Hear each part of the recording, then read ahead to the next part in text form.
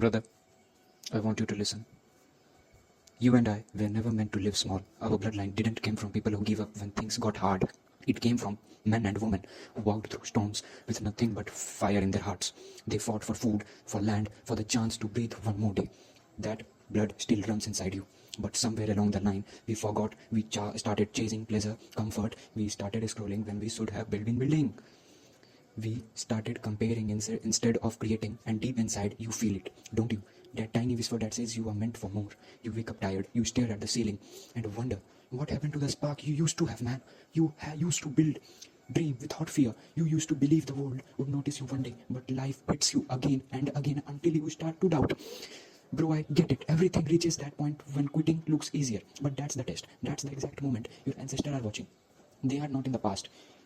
They are in your DNA, waiting for you to remember who you are, man.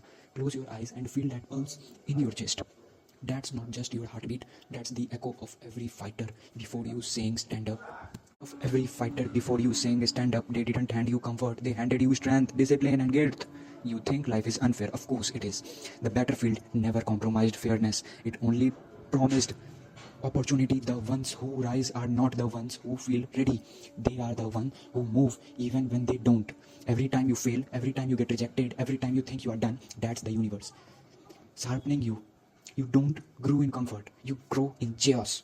Look around, everyone is chasing attention, chasing validation, chasing someone to tell them they matter.